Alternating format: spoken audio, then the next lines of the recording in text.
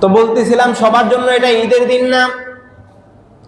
যারা রমজানকে তাকওয়া, রমজান পায়া তাকওয়াওয়ালা হয়েছে, মুত্তাকি হয়েছে, আল্লাহ তাদের জন্য এটাকে ঈদ স্বরূপ বানাইছেন, পুরস্কারের ঘোষণা করেছেন। কিন্তু যারা মুত্তাকি হইতে পারে না, তাদের জন্য এটা তো ঈদের দিন না, এটা হচ্ছে তাদের জন্য দুঃখের দিন। এটা হচ্ছে আল্লাহ এবং তার রাসূলের ঘোষণা। কেমন দুঃখের দিন?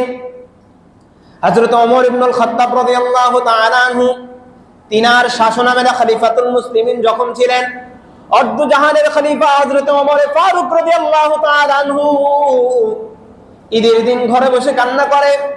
বিবি জিজ্ঞাসা করলেন, আপনি এত কান্নাকাটি করতেছেন, আপনি আপনার সন্তানদের জন্য একটা নতুন জামা কিনলেন না? একটা ঈদের দিন যায়, একটা ঈদের দিন যায়, আপনি নতুন জামা কিনলেন না? খলিফাতুল মুসলিমিন হযরত ওমর ফারুক রাদিয়াল্লাহু তাআলা আনহু বিবিকে উত্তর করলেন, বিবি আমার পকেটের দিকে তাকাও, আমার কাছে বিন্দু পরিমাণ টাকা নাই, আমি সন্তানদের জন্য কি কিনবো? বললেন, আপনি আপনার বেতন কি করলেন? বললেন, আমার বেতন সব শেষ। আপনি খলিফাতুল মুসলিমিন, আপনি রাষ্ট্র পরিচালনা করেন, আপনি চাইলে তো 1 মাসের বেতন অ্যাডভান্স দিতে পারেন, আপনি 1 মাসের বেতন অ্যাডভান্স দেন, অগ্রিম 1 মাসের ভাতা নিয়ে নেন, বেতন নিয়ে সন্তানদের জন্য নতুন কাপড় চোপড় কেনাকাটা করেন। এবার হযরত ওমর ফারুক রাদিয়াল্লাহু তাআলা আনহু স্ত্রীর কথা শুনে চিঠি লিখলেন। অর্থ গভর্নর যেই ছিল, যেই টাকা পয়সা সংরক্ষণ করত, টাকা পয়সার দায়িত্বে যেই সাহাবী ছিল, তার কাছে চিঠি লিখেছেন। চিঠি লিখে এই মতান্তরে চিঠি লিখলেন,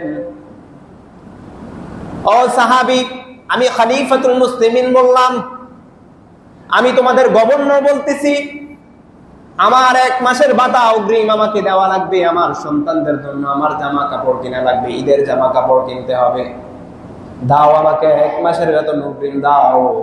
সাহাবী গভর্নরকে উত্তর করলেন, সরকারকে কি উত্তর করলেন? খলিফাতুল মুসলিমিন, আপনার যদি 1 মাসের ভাতা অগ্রিম নিতে হয়, চিঠির অপর পিঠে লিখে দিয়েছেন, 1 মাসের ভাতা যদি আপনাকে অগ্রিম নিতে হয়, তাহলে আপনি আমার কাছে এসে আপনার অগ্রিম ভাতার বেতন গ্রহণ করবেন। এইভাবে খামের মাধ্যমে আমি আপনাকে ভাতা পাঠাইতে পারবো না। কথা বুঝছেন? কারে কয়?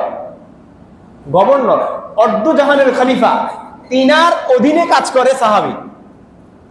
খলিফার অধীনে কি করে? মানে অর্থ মন্ত্রণালয়, যেটাকে আমরা বলি, অর্থ মন্ত্রণালয়ের দায়িত্বে ছিল। তাইলে আমাদের দেশে হইলে কি হইতো? প্রধানমন্ত্রী চিঠি পাঠাইছে,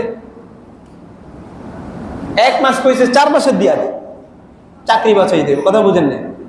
খলিফাতুল মুসলিমিন চিঠি পাঠাইছে, আমার সন্তানদের জন্য আমি জামা কাপড় কিনতে পারি না, আমার 1 মাসের অগ্রিম ভাতা আমাকে দিয়া দাও।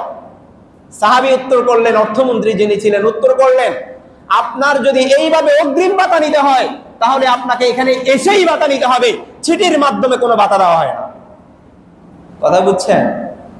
খলিফাতুল মুসলিমিন শেষ। হযরত ওমর ফারুক রাদিয়াল্লাহু তাআলা আনহু ঈদের দিন এমন গেছে, যার ব্যাপারে বলা হয়েছে, লাউ কানা বাদি নাবিয়্যুন লাকানা ওমর। আল্লাহ রাসূল সাল্লাল্লাহু আলাইহি ওয়াসাল্লাম তার হায়াতে অসংখ্যবার বলেছেন, আল্লাহ রাব্বুল আলামিন যদি আমি মুহাম্মদের পর দুনিয়াতে কাউকে নবী বানাইতেন, তাহলে ওমরকে নবী বানায়া পাঠাইতেন। সেই ওমরের প্রস্তাবকে প্রত্যাখ্যান করে দিয়েছে, দেওয়া হয়। আপনার যদি ভাতা নিতে প্রয়োজন হয়, আপনি আসেন। এবার শর্ত জুড়ে দিয়েছে অর্থমন্ত্রী। কাকে? প্রধানমন্ত্রীকে। আমাদের দেশের ভাষা, প্রধানমন্ত্রীকে শর্ত জুড়ে দিয়েছে, যদি আপনি 1 মাসের অগ্রিম ভাতা নিতে চান, আপনি যদি 1 মাসের অগ্রিম বেতন নিতে চান, তাহলে আপনি আমাকে বলে দেন আপনি 1 মাস বাঁচবেন, কারণ আপনাকে আমি 1 মাসের বেতন দিব, আপনি কাজ করতে হবে না। আপনি আমাকে ঘোষণা দেন, ওমর, ওগো খলিফাতুল মুসলিমিন, আপনি আমাকে ঘোষণা দেন আপনি 1 মাস পর্যন্ত বেঁচে থাকবেন। যদি আপনি এটার গ্যারান্টি আমাকে দিতে পারেন, তাহলে আমি আপনাকে 1 মাসের অগ্রিম ভাতা দেব। অথবা আপনি এই ঘোষণা দেন যে 1 মাস পর্যন্ত জনগণ আপনাকে এই চেয়ারে বসায় রাখবে, এই গ্যারান্টিটা আপনি আমাকে দেন। যদি এই গ্যারান্টি এবং ঘোষণা আপনি দিতে পারেন, এই দুইটা ঘোষণা দিতে পারলে আমি আপনাকে অগ্রিম 1 মাসের বেতন দেব। কথা বুঝাইতে পারছি? খলিফাতুল মুসলিমিন কান্নাকাটি করতেছে ঘরের ভেতরে। হযরত ওমর ফারুক রাদিয়াল্লাহু তাআলা আনহু বের হয় না। সাহাবীদের জামাত গিয়ে হযরত ওমরকে বলে, ওমর নামাজের সময় হয়ে গিয়েছে, বের হয়ে যান। হযরত ওমর বের হয় না। এবার বললেন, আপনি তো ওই ওমর যেই ওমরের ব্যাপারে 21টা আয়াত পর্যন্ত নাজিল হয়েছে। হযরত ওমর ফারুক রাদিয়াল্লাহু তাআলা আনহু এমন ছিলেন, হযরত ওমর ফারুক রাদিয়াল্লাহু তাআলা আনহু কোন সিদ্ধান্ত দিলে হযরত আবু বকর এবং রাসূলুল্লাহর যদি মনোভূত না হতো, কিন্তু হযরতে ওমর রাদিয়াল্লাহু তাআলা আনহুর সিদ্ধান্তগুলো আল্লাহ তাআলার কাছে এত পছন্দনীয় হতো, আল্লাহ তাআলা ওই অনুপাতে ওই মতান্তরে 21টা আয়াত পর্যন্ত হযরত ওমরের সিদ্ধান্তের উপর নাজিল করেছেন। হযরত ওমরের গুরুত্ব আল্লাহ তাআলার কাছে এমন ছিল। আল্লাহ তাআলা আশারায়ে মুবাশশারার ব্যাপারে 10 জন সাহাবীর ঘোষণা দিয়েছেন যারা জান্নাতের ঘোষণা পেয়েছে দুনিয়া থেকে। তার মধ্যে 2 নম্বর হচ্ছে হযরত ওমর ফারুক রাদিয়াল্লাহু তাআলা আনহু। ওমর ফারুক রাদিয়াল্লাহু তাআলা আনহুর কান্না দেখে হযরত আবু হুরায়রা জিজ্ঞাসা করলেন, আমি যতটুকু জানি আশারায়ে মুবাশশারার মধ্যে 2 নম্বরে আপনার নাম, এরপর আপনি এত কান্নাকাটি কেন করেন? আপনি তো জান্নাতের ঘোষণা পেয়ে গেছেন, তাহলে আর কিসের জন্য এত কান্নাকাটি? হযরত ওমর উত্তর করলেন, ওগো আবু হুরায়রা, আমি এটার জন্য কান্নাকাটি করি না। জান্নাতের ঘোষণা দেওয়া হয়েছে এই জন্য আমি কান্নাকাটি করি না। আমি জান্নাত পাওয়ার জন্য ইবাদত করি নাই, আবার জান্নাত হারানোর জন্য কান্নাকাটি করি না।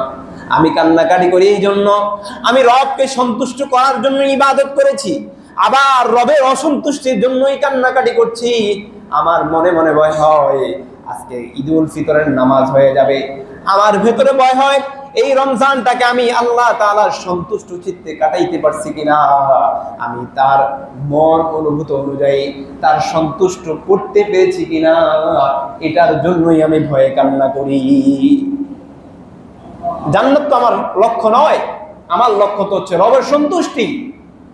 এই জন্য রব ঘোষণা দিয়েছেন রাদিয়াল্লাহু তাআলা আনহুম ওয়া রাদু আন, আমি আমার সমস্ত সাহাবী রাসূলুল্লাহ সমস্ত সাহাবীদের উপর খুশি এবং তারাও আমার উপর খুশি। এটা সমস্ত সাহাবীদের ব্যাপারে কি হয়েছে? এই আয়াত নাযিল হয়েছে। আল্লাহ সমস্ত সাহাবীদের উপর খুশি এবং সাহাবীরা আল্লাহ তাআলার উপর সন্তুষ্ট। কথা বুঝাইতে পারছি? আল্লাহ তাআলা আমাদেরকে বুঝার তৌফিক দান করেন, বলেন আমিন।